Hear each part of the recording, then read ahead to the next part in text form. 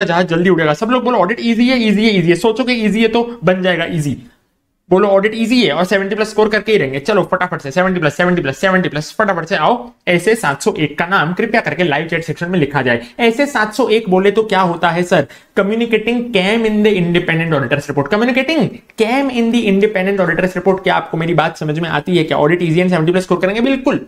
आओ, communicating KAM in the independent auditors report. ठीक है, मैंने कल आपको क्या बताया था, जल्दी से बताओ। ये वो मैटर्स होते हैं जो कि ऑडिटर को क्या लगता है इस साल के मैटर है या पिछले साल के मैटर है। देखो सबसे पहली बात है, करंट पीरियड के मैटर थे या पिछले साल के मैटर थे। कैम में कौन सी बातें थी? इस साल की बातों से लेना देना है या पिछले साल की बातों से लेना देना है। पिछला साल गया भाड़ में, तेल लेने गया पिछला साल। पिछले साल का ऑडिट हो गया सो हो गया। पिछले साल सल्लू भाई ने ऑडिट किया था, इस बार मैं एसआर के हूं, अब मैं ऑडिट करूंगा। पिछले साल से मेरे को कोई लेना देना नहीं है। आपको मेरी बात समझ में आ रही है कि नहीं समझ में आ रही है? मैंने बोला हाँ। क्या कैम में काम की बातें आती थी या बेकार की बातें आती थी? मैंने बोला कैम में काम की बातें आती थी, मोस्ट सिग्निफिकेंट बातें आती थी। याद है कि आपको की ऑडिट मैटर्स यानी इंपॉर्टेंट मैटर्स, चाबी वाले मैटर। ठीक है सर, चाबी से क्या खोलेंगे? ताला खोलेंगे इंपॉर्टेंट मैटर्स वाला।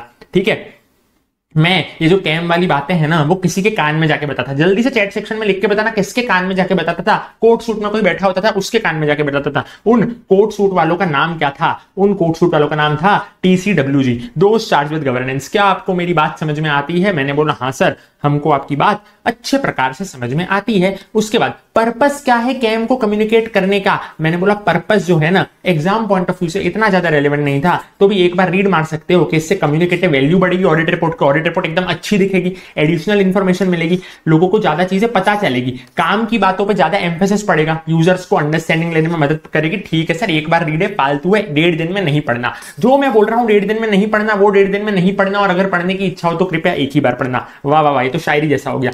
अब मेरी बात को समझो, मैं कैम नहीं दूंगा अगर तो लॉ और रेगुलेशन ने बोला। लॉ के ऊपर कोई भी नहीं है, मुन्ना भाई है भाई, लॉ भाई ने बोला करने का तो करने का। समझ रहे हो मेरी बात को? लॉ के ऊपर कोई भी नहीं है। अगर लॉ ने बोला नो कैम तो नो कैम। समझ में आ रही है? और कैम नहीं दूंगा अगर तो उसके consequences are more than benefits. क्या बोल रहा हूं? उसको देने के नुकसान ज्यादा है, फायदे कम है, लोगों को कंफ्यूजन हो जाएगा, तो फिर मैं कैम नहीं दूंगा। क्या आपको मेरी बात समझ में आती है? मैंने बोला हाँ। उसके बाद communicating KAM is not a substitute of disclosure. यानी कि इधर देखो, इधर देखो, इधर देखो, मेरे को देखो। डिस्क्लोजर भी देना है, कैम भी देना है। उधर भी चिल्ला रहा हो अपने बाजू में। डिस्क्लोजर भी देना है, कैम भी देना है। इज दिस रिकॉर्डेड और लाइव? अरे मानव ये क्या है? लाइव लेक्चर है, लाइव लेक्चर।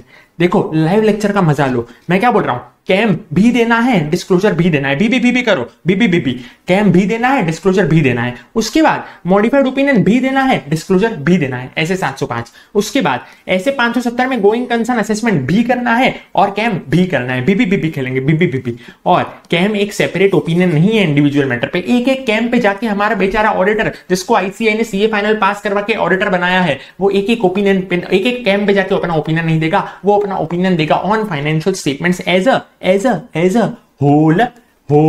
समझ रहे हो? होल।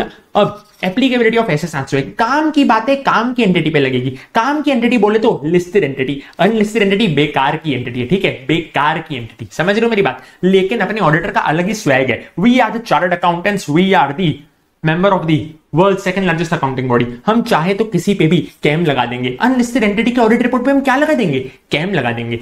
लेकिन किंतु परंतु बंधु, लॉ की भी तो बात मानना। अगर लॉ ने बोला ना किसी पे कैम तो लगा देना। लॉ के ऊपर कोई भी नहीं है। लॉ के ऊपर केवल और केवल भगवान है। ठीक है, पहले आते भगवान सबसे ऊपर, उसके बाद कौन आता है? लॉ। लॉ के ऊपर किसी की नहीं चलेगी सिवाय भगवान जी के। आपको मेरी बात समझ में आ रही है? नहीं समझ में आ रही? एकदम जोश से बताना, एकदम जोश से अपन लोग पढ़ेंगे, ऑडिट को आसान बनाएंगे। ऑडिट आसान है, आसान है, आसान है। संदीप महेश्वरी, ठीक है, मैंने बोला हाँ। भाई कोहली के लवर्स कृपया करके अपने कानों को बंद कर लो, क्योंकि अब मैं जो बोलने वाला हूं आप सुन नहीं पाओगे। जब कभी भी धोनी होता है ना टीम में, तो कोहली को जगह नहीं मिलती, क्योंकि कोहली में बहुत ज्यादा घमंड पैदा हो गया है। लेकिन अगर लॉ ने बोला ना तो दोनों को साथ में आना ही पड़ता है। यानी कि जब डिस्क्लेमर होता है, D for disclaimer, D for Dhoni, तो कोहली नहीं होता है। क्या आपको मेरी बात समझ में आ रही है या नहीं समझ में आ रही? कृपया करके मेरे को बताइए। हाँ सर, हमको समझ में आ रही है। उसके बाद कैम पैरा नहीं है, मतलब सॉरी कैम नहीं है, तो भी मेरे को क्या देना पड़ेगा? कैम पैरा देना पड़ेगा। और क्या बोलूंगा? अंदर तो कैम है ही नहीं। ठीक है, ये कैसा था ना, अपन ने सरप्राइज गिफ्ट में कर पैकिंग वैकिंग दिया और खोला तो पता चला है अंदर तो कुछ निकला ही नहीं। यानी कि कैम नहीं है ना, तो भी मैं कैम पैरा दूंगा। और क्या बोलूंगा? अंदर तो कैम ही नहीं है, उल्लू बनाया। समझ रहे हो? सरप्राइज मिला मेरे को गिफ्ट में, बर्थडे में खोला तो क्या निकला, खाली डब्बा। क्या हो गया अपना, मोए मोरे। समझ रहे हो, मोए मोए हो गया अपना, मोए मोए। समझ रहे हो, मैंने बोला हाँ सर। अगली बात, factors to consider in determining KAM. KAM की बातें कैसी होती है, जल्दी से बताना, कैम की बातें कैसी होती है, सिग्निफिकेंट होती है या इनसिग्निफिकेंट होती है। 1 मिनट में ऑडियो चेक कर लेता हूं मेरा। अगली बात, factors to consider in determining KAM. KAM की बातें, ऑडियो प्रॉपर है। कैम की बातें कैसी होती है, सिग्निफिकेंट होती है या इनसिग्निफिकेंट होती है। क्या फैक्टर आपको ध्यान में रखने हैं, मैंने बोला सिग्निफिकेंट होती है सर, बड़ी बड़ी बातें होती है, बड़ी बड़ी बातें। सिग्निफिकेंट रिस्क, सिग्निफिकेंट जजमेंट, ऐसी बातें जिसपे पहले मैनेजमेंट ने जजमेंट लगाया, फिर ऑडिटर को जजमेंट लगाने की बारी है। जजमेंट यानी कि दिमाग माथा फोड़ी करनी पड़ी, समझ में रहो, समझ आ रहे हो। और सिग्निफिकेंट ट्रांजैक्शन, वड्डे वड्डे ट्रांजैक्शन, वड्डे वड्डे रिस्क, वड्डे वड्डे जजमेंट। सर कैम में क्या हम वो वाले मैटर्स ले सकते हैं क्या जिनका हमारे अकाउंट से कोई लेना देना नहीं है, बुक्स ऑफ अकाउंट्स के बाहर वाले मैटर। मैंने बोला बिल्कुल लो। आईटी सिस्टम नया आया है उसको लेना, पुराना वाला चेंज हो गया है उसको लेना। वाह वाह वाह, आईटी सिस्टम नया आया है उसको लेना, पुराना वाला चेंज हो गया उसको लेना, अगर तो वो ऑडिट पे इंपैक्ट डाल रहा है और अगर तो वो सिग्निफिकेंट अटेंशन खींच रहा है हमारे ऑडिटर का। सर कैम के कुछ एग्जांपल बताओ, कैम के एग्जांपल बताओ, याद करो अपने एफआर के टीचर को। Impairment assessment, provision for loss and contingency, valuation of financial instrument, revenue recognition के मैटर और टैक्सेशन के मैटर्स। याद है क्या आपको FR, CA final FR, paper number 1 financial reporting 1 नवंबर 2024 आपकी आंखों के सामने आने वाला है। याद आया आपको, याद नहीं आया, याद आया आपको, याद नहीं आया, जल्दी से मुझे बताइए। और ये था अपना एस्से नंबर 701। क्या आपको मजा आया या नहीं आया? पहले रिवीजन करें तभी नया तो पढ़ेंगे। ऐसे 705 modifications to the opinion in the independent auditors report. अपने हाथों को चलाओ और ऐसे 705 का नाम और नंबर कृपया करके लाइव चैट सेक्शन में लिखा जाए, कृपया करके लाइव चैट सेक्शन में लिखा जाए। बात समझ में आ रही है? मैंने बोला हाँ जी सर आ रही है। Circumstances and types of modification, circumstances and types of modification, ये अपना क्वेश्चन नंबर 1 डिस्क्रिप्टिव। पहले इधर ध्यान दो, पहले इधर ध्यान दो सब लोग, पहले इधर ध्यान दो। चलो पहले इधर ध्यान दो। चलो सर्कमस्टेंसेस, कब मेरे को मॉडिफिकेशन करना पड़ेगा? जब मटेरियल मिसस्टेटमेंट है। क्या मेरे को इमटेरियल मिसस्टेटमेंट से लेना देना है क्या? 5 रुपए, 10 रुपए, 2 रुपए? No, I don't care man. मेरे को किससे लेना है? मटेरियल मिसस्टेटमेंट से, ठीक है। और जब साइन नहीं है, sir what do mean by sine, what do mean by sine? Sufficient appropriate audit evidence मेरे पास है ही नहीं, मेरे पास बिल ही नहीं है। ये दो चीज को याद रख लेना। डायरेक्ट क्वेश्चन है, पीछे टेस्ट और नॉलेज में डायरेक्ट क्वेश्चन है। टाइप्स ऑफ मॉडिफिकेशन, हमारा फेवरेट चार्ट आपके स्क्रीन के आगे ये रहा। वाह वाह, qualified opinion, adverse opinion, disclaimer of opinion. क्या आप बात समझ पा रहे हो? मैंने बोला हाँ, qualified opinion, adverse opinion, disclaimer of opinion, sufficient appropriate audit evidence, material misstatement और परवेसिव मिसस्टेटमेंट। याद है अपने को 3 पैरामीटर। मैंने बोला हाँ sir sufficient appropriate audit evidence है नहीं है, है नहीं है, याद है नहीं है, है नहीं है। मटेरियल है। ओम ओम ओम ओम, जादू को याद करो। ओम ओम ओम ओम, जादू है, याद है। परवेजिव नहीं है। गोली बेटा को याद करो, नहीं याद है जब जेठालाल को शौक लगा था बबीता जी के घर पे जाके, जब ट्यूबलाइट रिपेयर करने में वो स्टाइल मार रहा था, याद है आपको? अपने जेठा भाई को याद करो। मैंने बोला हाँ सर हाँ, याद करो। Rare case of disclaimer of opinion, ऐसे तो डिस्क्लेमर ऑफ ओपिनियन में मेरे को ऑडिट एविडेंस मिलता ही नहीं, मेरे पास बिल है ही नहीं। लेकिन कभी कभी क्या होता है ना, मल्टीपल अनसर्टेनिटीज आ जाती है। जैसे आपके माथे पे मल्टीपल पेपर आ गए हैं, FR, AFM, audit, DT, IDT, IBS, form, बाप अरे बाप, इतने सारे मल्टीपल पेपर और आप अकेले हो। मेरे को ऑडिट एविडेंस तो मिल गया एक इंडिविजुअल अनसर्टेनिटी का, लेकिन मैं ओपिनियन बना ही नहीं पा रहा। क्यों नहीं बना पा रहे सर आप ओपिनियन? क्योंकि इंटरेक्शन हो गया है अनसर्टेनिटी का और क्यूमुलेटिव इफेक्ट हो गया है फाइनेंशियल स्टेटमेंट में। सबने मिलके मुझ अकेले को परेशान कर दिया है। सारे पेपरों ने मिलके मुझ बेचारे बच्चे को दबा दिया है। मैं ही एफआर पढ़ूं, मैं ही एएफएम पढ़ूं, मैं ही ऑडिट पढ़ूं, मैं ही डीटी पढ़ूं, मैं ही आईडीटी पढ़ूं, मैं कहां जाऊं? समझ रहे हो मेरी बात को? ये बहुत दिक्कतदायी बात है। याद आ रहा है मेरे को वो दिन जब मैं भी आपके जैसे एक ही सब्जेक्ट नहीं, मतलब बहुत सारे सब्जेक्ट एक अकेला पढ़ता था। रोना निकल जाएगा मेरा। परवेजिव यानी कि क्या होता है? परवेजिव यानी कि क्या होता है सर? परवेजिव यानी कि ऐसी मिसस्टेटमेंट जो कि एक स्पेसिफिक एलिमेंट को कन्फाइंड नहीं है, पूरे मोहल्ले में फैली हुई है, कोरोना के जैसे पूरे देश में फैली हुई है। समझ रहे हो मेरी बात को? मैंने बोला हाँ सर, कोरोना जैसा भाई पूरे मार्केट में कोरोना ही कोरोना, सब मास्क लगा के घूम रहे। या तो एक को हुआ है लेकिन बहुत खतरनाक पैमाने पे हो गया है। कोरोना बस एक ही जने को हुआ है लेकिन बहुत खतरनाक पैमाने में हो गया, यानी कि एक ही एलिमेंट को सब्सटेंशियल पोर्शन में वो मिसस्टेटमेंट लग गई है या कोई इंपॉर्टेंट डिस्क्लोजर पे लगने वाली, notes to accounts, notice to accounts में लगने वाली। क्या बात है? समझ रहे हो? मैंने बोला हाँ। अब डिसीजन के कौन सा मॉडिफाइड ओपिनियन एप्रोप्रिएट है? क्वालिफाइड में से, एडवर्स में से, डिस्क्लेमर में से। डिसीजन के कौन सा मॉडिफाइड ओपिनियन एप्रोप्रिएट है तो उसके लिए मेरे को देखना नेचर ऑफ मैटर। भाई बात क्या है? क्या बात है? समझ रहे हो? हार्डी संधू, क्या बात है? और परवेजिवनेस परवेजिवनेस परवेजिवनेस क्या था, नहीं है, गोली बेटा नहीं है।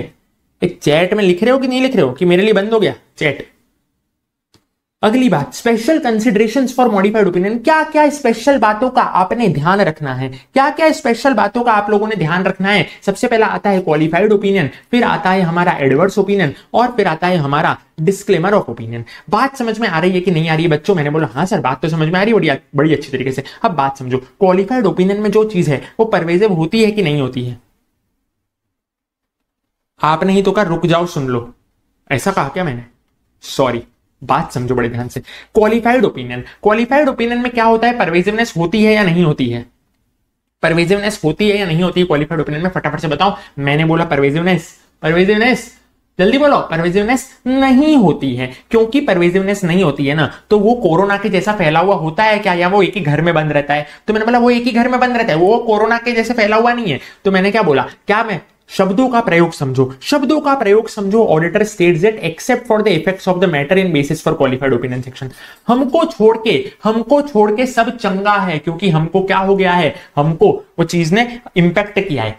ठीक है, कोरोना खाली एक जने को हुआ है, बाकियों को कोरोना नहीं हुआ है। तो मैंने क्या बोला, कोरोना तो खाली हमको हुआ है, बाकी तो क्या है ना, प्रेजेंट फेयरली एज पर एएफआरएफ। बाकी तो क्या है ना, सारे मटेरियल रिस्पेक्ट में एएफआरएफ के हिसाब से हैं, यानी फेयर प्रेजेंटेशन फ्रेमवर्क में हो या कंप्लायंस फ्रेमवर्क में हो। कल मतलब बताया था क्या, फेयर प्रेजेंटेशन फ्रेमवर्क क्या होता है तथा कंप्लायंस फ्रेमवर्क क्या होता है। सर फेयर प्रेजेंटेशन फ्रेमवर्क ये होता है कि मैं एक्स्ट्रा डिस्क्लोजर दे सकता हूं या मैं कुछ रिक्वायरमेंट से डिपार्ट कर सकता हूं। मैंने बोला नहीं मेरे को फॉलो करनी वो रिक्वायरमेंट, लेकिन कंप्लायंस फ्रेमवर्क बहुत रिजिड होता है, उसमें ऐसा कुछ भी नहीं हो सकता। ठीक है, मैंने बोला हाँ सर।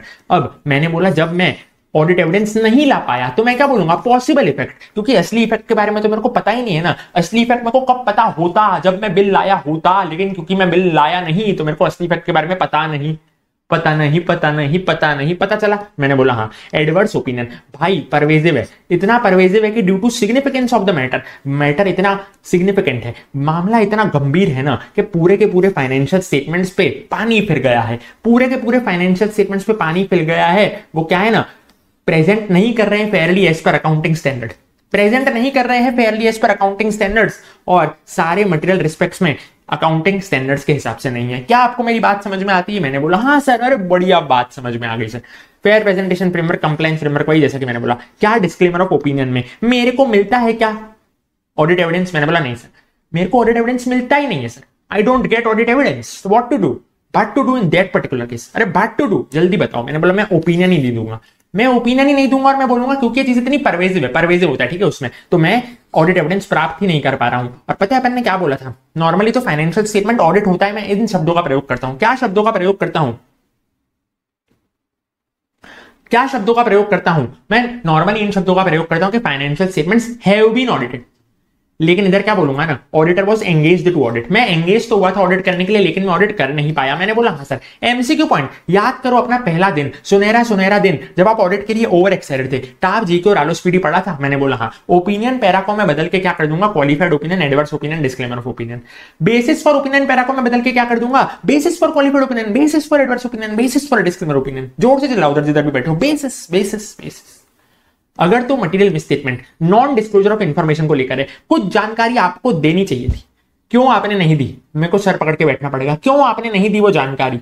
ऐसा मैं मैनेजमेंट और मैं बात करेंगे। मैं फटाफट से वहां से कुर्सी उठा के भागूंगा और जाके बात करूंगा टीसीडब्ल्यूजी से।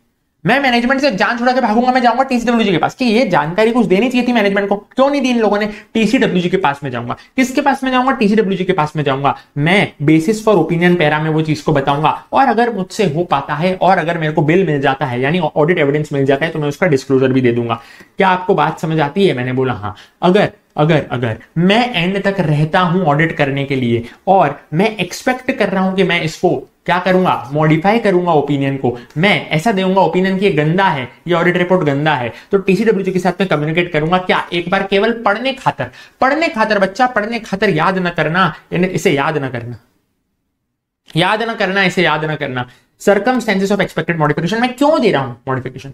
वर्डिंग ऑफ मॉडिफिकेशन, मैं किन शब्दों में पेश करूंगा, वो खाने को मैं किन शब्दों में पेश करूंगा संजीव कपूर के सामने। ऑडिट फाइंडिंग्स और टाइप्स ऑफ मिसस्टेटमेंट्स, ठीक है सर, समझ गए। याद है मैं मस्त कोट सूट में, पहला दिन था मेरा, मैं सीए बना था और मैं ऑडिट करने गया था, और मेरे को रोक दिया गया था। किसने रोका था? सिक्योरिटी गार्ड ने नहीं, मैनेजमेंट ने मेरे को रोका था।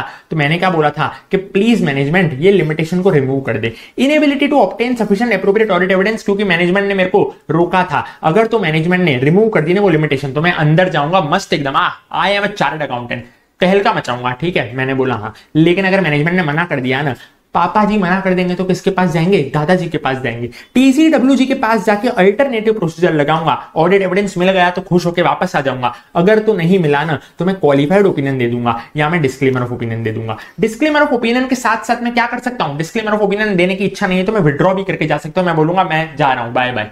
सर क्वालिफाइड ओपिनियन कब देंगे, डिस्क्लेमर ऑफ ओपिनियन कब देंगे? आपको पता है, जब मटेरियल होगा परवेजिव नहीं होगा तो क्वालिफाइड ओपिनियन देंगे, और जब मटेरियल होगा परवेजिव भी होगा तब क्या देंगे? Disclaimer of opinion. फटाफट से सब लिखेंगे चैट सेक्शन में, disclaimer of opinion, disclaimer of opinion.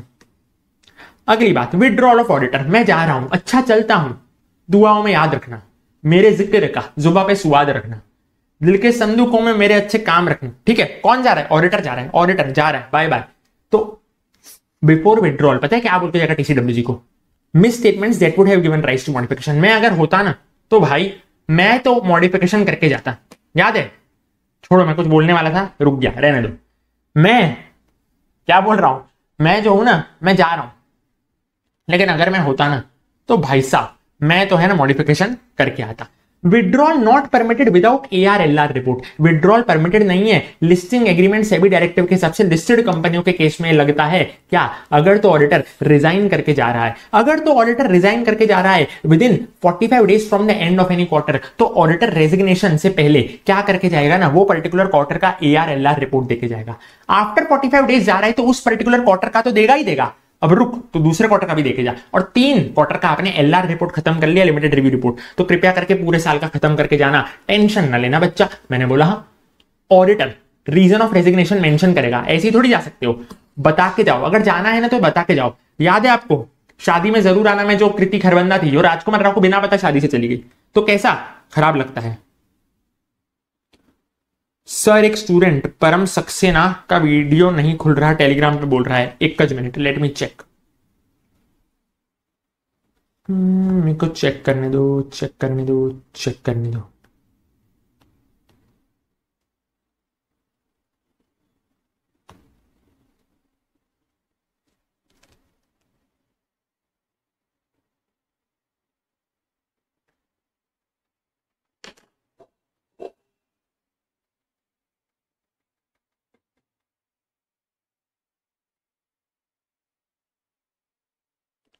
परम सक्सेना,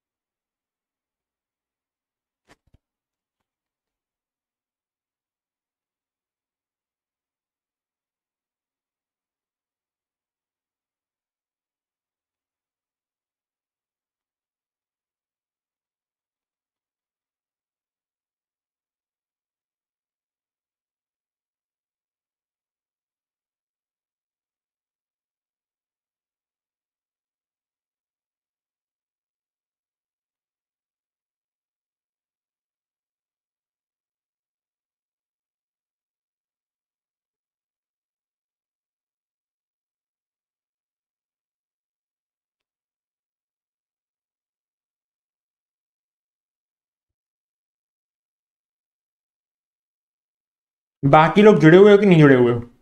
जल्दी बताओ।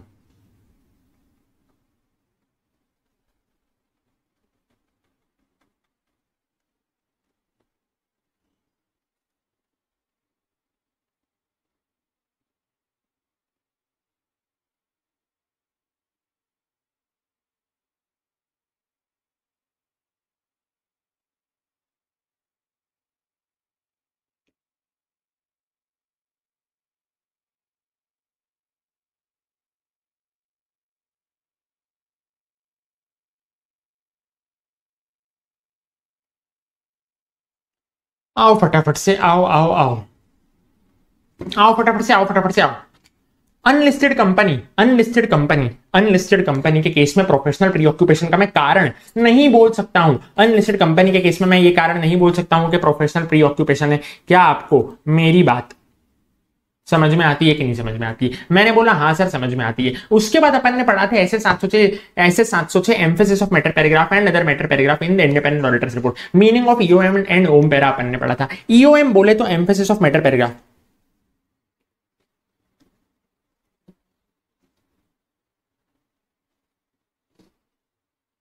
आओ फटाफट से आओ। सर बोर्ड नोट डाउनलोड नहीं हो रहे, प्लीज सेंड अगेन कर दूंगा। पहले इधर ध्यान दो। ऐसे 706 meaning of EOM and OM para, फटाफट से ऐसे 706 का नाम और नंबर कृपया करके चैट बॉक्स में लिखा जाए। ईओएम एंड ओम पैरा क्या बोल रहा है? EOM para emphasis of matter paragraph है। ये पैराग्राफ है ऑडिट रिपोर्ट में जो कि उन बातों के बारे में बात करता है, उन मैटर के बारे में बात करता है जो कि घुसेले पड़ेले हैं हमारे फाइनेंशियल स्टेटमेंट्स के अंदर। क्योंकि ये घुसेले पड़ेले हमारे फाइनेंशियल स्टेटमेंट्स के अंदर, तो ये इंपॉर्टेंट है to users understanding of financial statements. ये फाइनेंशियल स्टेटमेंट्स में है, इसलिए ये फंडामेंटल है to users understanding of financial statements. क्या आपको मेरी बात समझ में आती है? मैंने बोला हाँ सर, बहुत ही अच्छी तरीके से हमको आपकी बात समझ में आती है। दूसरा होता है OM para, other matter paragraph. OM para में क्या आएगा ना, पैरा इन ऑडिट रिपोर्ट। ये पैराग्राफ है ऑडिट रिपोर्ट में, और ये क्या बात करता है ना, refer to matter not presented not disclosed in financial statements. क्या आपको मेरी बात समझ में आती है? Not presented not disclosed in financial statements, क्योंकि मैटर प्रेजेंटेड ही नहीं है, क्योंकि मैटर डिस्क्लोज्ड ही नहीं है फाइनेंशियल्स में। तो ये किसके बारे में बात करता है? Fundamental users understanding of audit report. किसकी बात करता है? Fundamental users understanding of audit report. बात समझ में आ रही है आपको या नहीं समझ में आ रही है? फटाफट से मेरे को बताओ, फटाफट से मेरे को बताओ।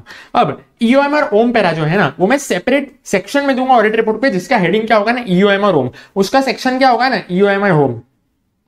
ठीक है, जिससे नहीं हो रहा है अभी फटाफट से क्या करो, जिससे नहीं हो रहा है अभी फटाफट से एप्लीकेशन से करो। ठीक है परम, एप्लीकेशन से क्या करो, एप्लीकेशन से लॉगिन करो। ठीक है फटाफट, अभी अपन ने नया पढ़ना वैसे भी चालू नहीं किया है। ईओएम प्रोवाइडेड व्हेन, ईओएम को मैं पता है कब देता हूं, जब है ना उधर कैम नहीं होता है। कोहली जब जब आया ना, सब पीछे खसक जाएंगे, क्योंकि कोहली में बहुत एरोगेंस है, बहुत घमंड है, मेरे को नहीं पसंद है विराट कोहली। ठीक है, मैंने बोला हाँ, जब ईओएम वाले मैटर के कारण मॉडिफिकेशन नहीं होना चाहिए। क्या सर बाकियों के कारण मॉडिफिकेशन होगा तो चलेगा? मैंने बोला हाँ सर, बाकी चीजों के कारण मॉडिफिकेशन होगा तो चलेगा, ईओएम के कारण मॉडिफिकेशन नहीं होना चाहिए। ईओएम के कारण एम नहीं होना चाहिए, यानी ईओएम के कारण मॉडिफिकेशन नहीं होना चाहिए। यानी ईओएम पैरा में जो बात है ना, वो बात के कारण मॉडिफिकेशन नहीं होना चाहिए। क्या बात समझ में आई? मैंने बोला हाँ सर।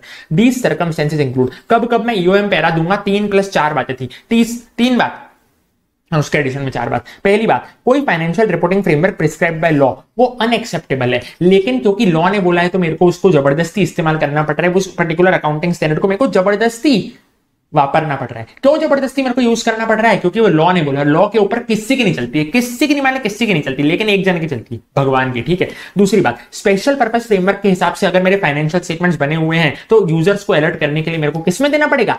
ईओएम पैरा में देना पड़ेगा। सब्सिक्वेंट इवेंट के केस में भी मेरे को ईओएम पैरा में देना पड़ेगा, चाहे वो subsequent event after the date of audit report हो, या चाहे वो subsequent event between the date of financial statements and before the date of auditor's report हो। क्या आपको मेरी बात समझ में आती है? मैंने बोला हाँ। उसके बाद सर्कमस्टेंसेस, सूका जब पड़ेगा ना दुनिया में, तब ईओएम पैरा की जरूरत पड़ेगी। सूका यानी कि एस यानी कि सब्सिक्वेंट इवेंट, जैसा कि मैंने आपको बोला between the date of financial statements and the date of auditor's report, 31 March के बाद और ऑडिट रिपोर्ट की डेट से पहले। यू फॉर क्या है ना, uncertainty of future outcome of litigation regulatory action. मेरे सामने कोई कोर्ट केस चल रहा है, मेरे को नहीं पता कि मैं हारूंगा कि जीतूंगा, मैं हार जीत से परे हो चुका हूं, मेरे को नहीं पता हारूंगा कि जीतूंगा, मैं एकदम रिलैक्स्ड हूं, तो उस केस में क्या लगेगा? ईओएम पैरा लगेगा।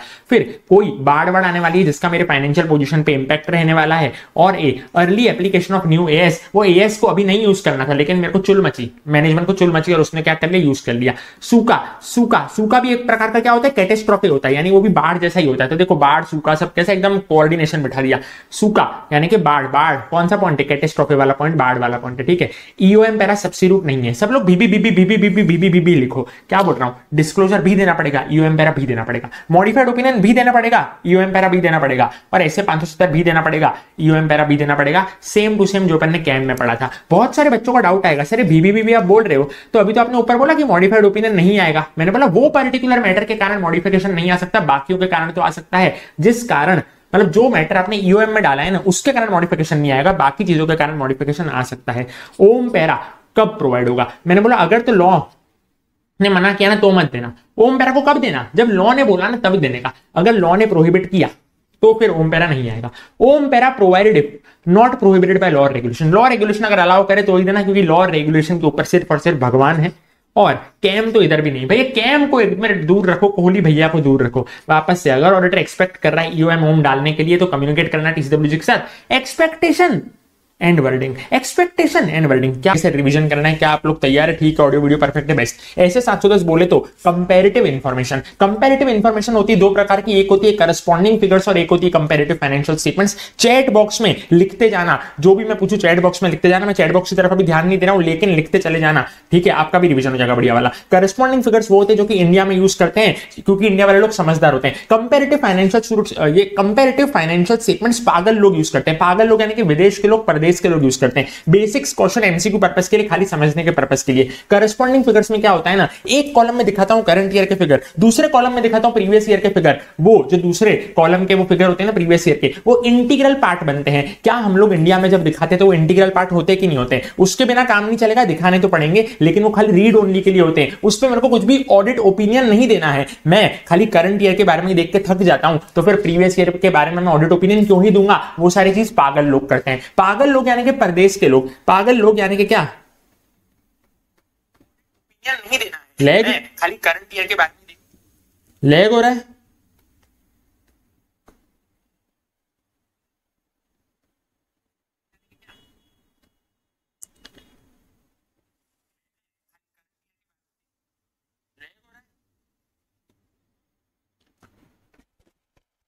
Hello hello hello hello hello hello hello hello hello.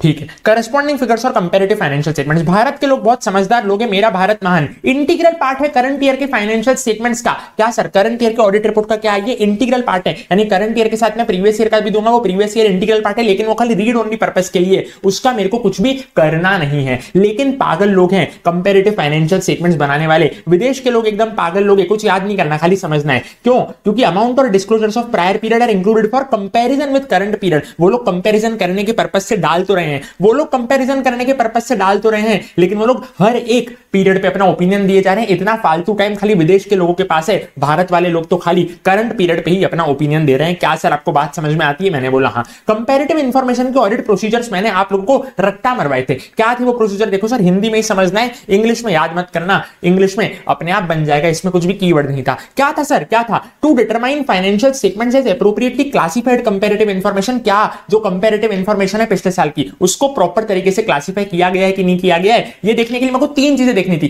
तीन चीजें देखो, ऐसे हाथ करो, तीन चीजें। सबसे पहला, इंश्योर करना है कि कंपैरेटिव इंफॉर्मेशन एग्री कर रहा है विद अमाउंट और डिस्क्लोजर इन प्रायर पीरियड, यानी पिछले साल का और इस साल का इंफॉर्मेशन मैच कर रहा है कि नहीं कर रहा है। यानी करंट ईयर और प्रीवियस ईयर, मैं इस साल जो दिखा रहा हूं ना, तो ये प्रीवियस ईयर मैंने पिछले साल भी तो दिखाया होगा, ठीक है? तो ये दोनों इंफॉर्मेशन मैच कर रही है कि नहीं कर रही है। क्या अकाउंटिंग पॉलिसी मैच कर रही है कि नहीं कर रही है डेप्रिसिएशन की, अगर आपको याद हो तो।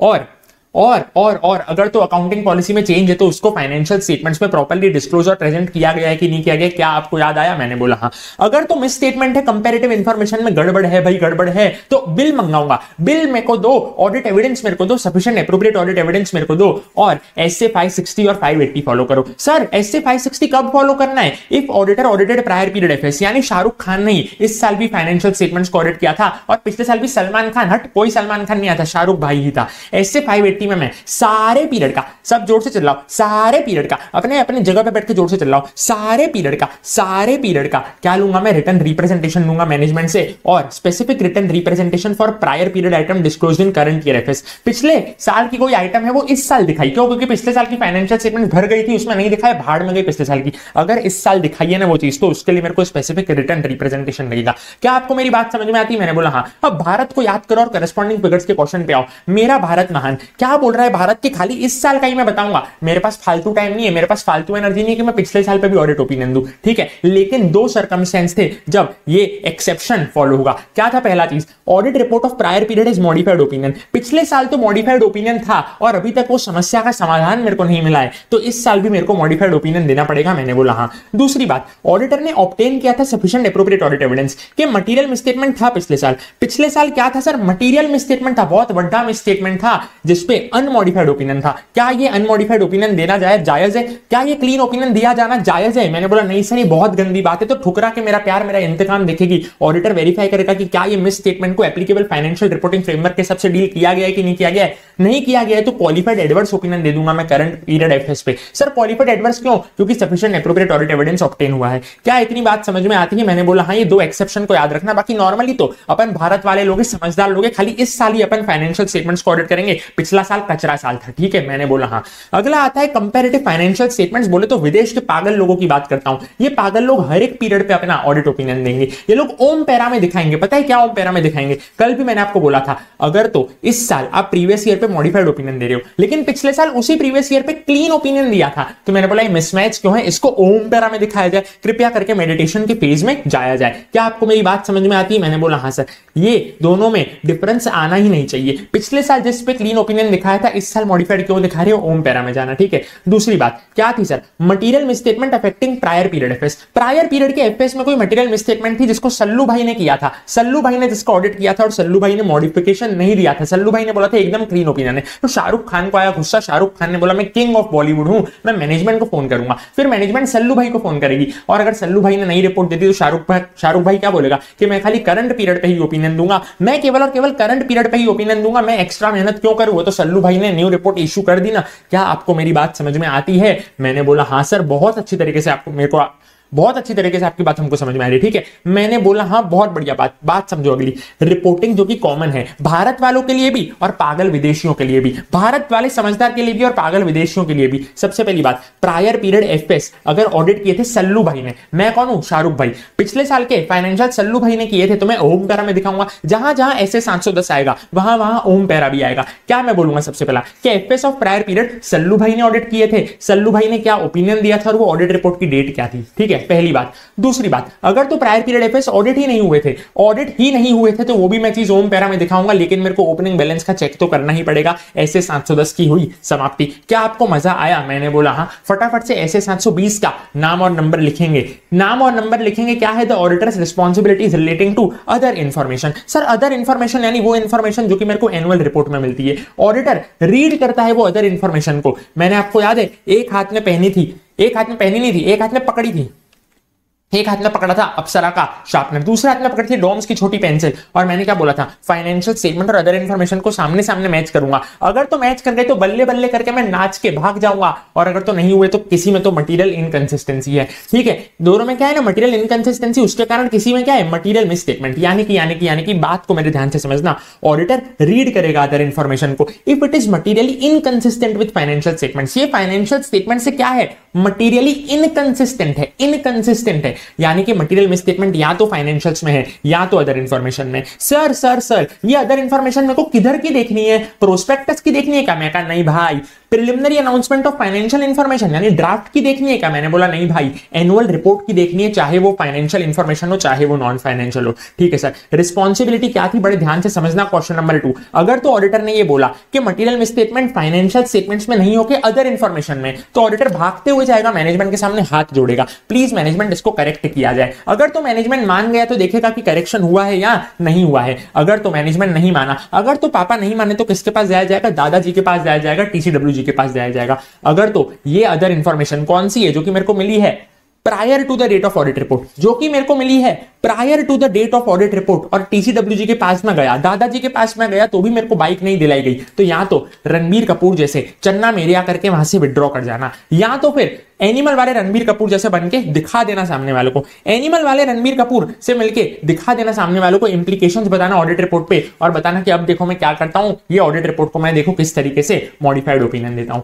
ठीक है, अगर तो ऑडिटर ने कंक्लूड किया कि मटेरियल मिसस्टेटमेंट अदर इंफॉर्मेशन में, अभी तक कौन सी अदर इंफॉर्मेशन की बात चल रही थी जो कि मेरे को ऑडिट रिपोर्ट से पहले मिली है, अब कौन सी बाद में मिली है, अभी तक क्या थी पहले मिली है, अब क्या है बाद में मिली है, अभी तक क्या थी पहले मिली है, अब क्या है बाद में मिली है। तो ऑडिटर क्या बोलेगा ना, अगर तो अदर इंफॉर्मेशन इन्फॉर्मेशन करेक्ट कर दी गई। अगर तो अदर इन्फॉर्मेशन करेक्ट कर दी गई तो फिर मैं नेसेसरी प्रोसीजर परफॉर्म करूंगा, और अगर नहीं करी ना तो क्योंकि मैं पहले एक ऑडिट रिपोर्ट इशू कर चुका हूं तो अब मैं यूजर के अटेंशन को ड्रॉ करूंगा, देखो यूजर मैंने ऑडिट रिपोर्ट दे दी थी, अब पीछे से इन लोगों ने कुछ अदर इन्फॉर्मेशन मेरे को दी है जिसको ये लोग करेक्ट नहीं कर रहे, यानी मैं यूजर के अटेंशन में लाऊंगा अनकरेक्टेड मटेरियल स्टेटमेंट, जो कि साले मैनेजमेंट वालों ने करेक्ट ही नहीं की, मैनेजमेंट की नियत में खोट है। तो मैं क्या बोलूंगा यूजर को, अबे यूजर तू इस कंपनी में पैसा मत लगाना, ना ना ना यूजर इस कंपनी में तू पैसा मत लगाना, क्योंकि अदर इन्फॉर्मेशन इन लोगों ने करेक्ट की ही नहीं है जो इन लोगों ने मेरे को दी है after the date of audit report. ठीक है सर, मैंने बोला हाँ। Question number 3 reporting. Question number 3 reporting पे आओ, फटाफट तरीके से रिपोर्टिंग पे आ जाए। ऑडिट रिपोर्ट है सेपरेट सेक्शन, ऑडिट रिपोर्ट के पास सेपरेट सेक्शन होता है जिसका नाम होता है अदर इन्फॉर्मेशन। टाप जीके और आलो स्पीडी में अपन ने पढ़ा था जीकेओ, यानी कि क्या था सर, वो ऐसे 720 की बात कर रहा था। ठीक है, मैंने बोला क्या क्या मैं बोलूंगा। सबसे पहला मैनेजमेंट रिस्पॉन्सिबल अदर इन्फॉर्मेशन के लिए, ऑडिटर खाली ऑडिट के लिए रिस्पॉन्सिबल है, ऑडिटर को और बाकी चीजें देखने की जरूरत ही नहीं, ऑडिटर के पास इतना टाइम नहीं है, इतना दिमाग नहीं है। ठीक है, मैंने बोला हाँ। ऑडिट ओपिनियन नहीं दिया जाएगा अदर इन्फॉर्मेशन पे, ऑडिट ओपिनियन केवल और केवल किस पे दिया जाता है, फाइनेंशियल स्टेटमेंट्स पे। Identification of other information obtained by auditor prior to the date of audit report, यानी ऑडिट रिपोर्ट से पहले, ऑडिट रिपोर्ट से पहले, मेरे साथ साथ बोलो, ऑडिट रिपोर्ट से पहले मेरे को जो अदर इंफॉर्मेशन मिली वो, और अगर तो मेरी लिस्टेड एंटिटी है तो ऑडिट रिपोर्ट के बाद क्या इंफॉर्मेशन मेरे को मिल सकती है, audit other information expected to be obtained after audit report. Audit report के बाद मेरे को क्या मिल सकता है, ऑडिट रिपोर्ट के बाद मेरे को क्या मिल सकता है, क्या आपको मेरी बात समझ में आती है? मैंने बोला हाँ सर, हमको आपकी बात बहुत ही अच्छी तरीके से समझ में आती है। उसके बाद ऑडिटर क्या करेगा ना, पढ़ेगा, कंसिडर करेगा, रिपोर्ट करेगा अदर इंफॉर्मेशन पे। ठीक है, मैंने बोला हाँ।